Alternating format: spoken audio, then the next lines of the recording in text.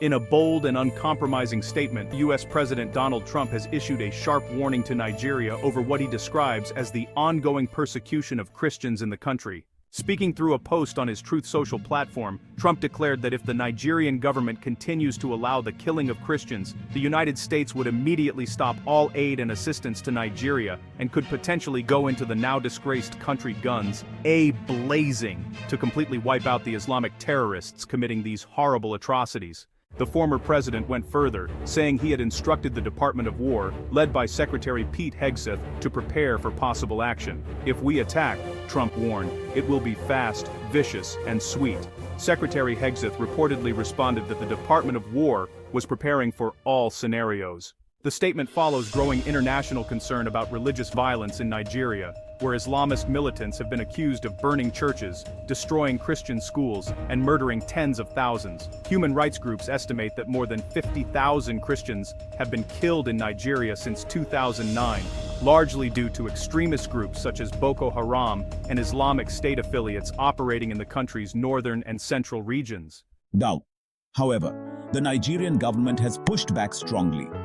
I dismiss reports of religious persecution as misleading, and I insist that the characterization of Nigeria as a religiously intolerant nation does not reflect our national reality.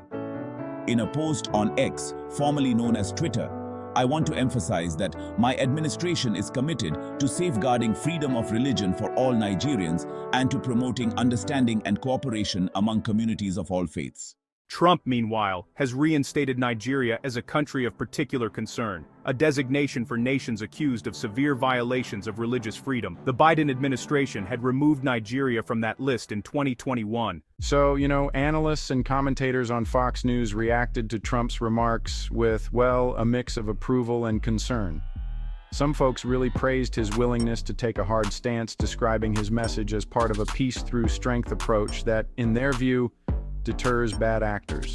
Yeah, and one commentator actually noted that Trump's rhetoric puts Nigeria on notice, arguing that this kind of tough talk can serve as a deterrent without, necessarily leading to full-scale conflict.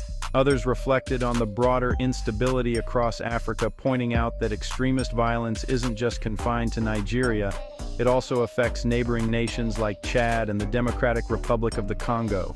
And they highlighted the fact that the violence often targets Christians, referencing that 2014 Boko Haram kidnapping of hundreds of schoolgirls, many of whom, honestly, remain missing to this day. I am one of the survivors. My name is Paul. As a Christian who was kidnapped by Boko Haram, I can tell you the violence is a systematic, coordinated attempt to erase Christian communities from the region. I urge Western nations not to look away. The United States and its allies have both a moral obligation and the diplomatic tools to press Nigeria toward real accountability. As these discussions continue, commentators have noted the symbolic power of Trump's words, some even calling his approach a kind of daddy's home doctrine, where strong rhetoric alone can project authority and, honestly, compel action abroad. They have also criticized international organizations, such as the United Nations, for their silence, noting the absence of any statement on Nigeria's religious violence from the UN's official channels.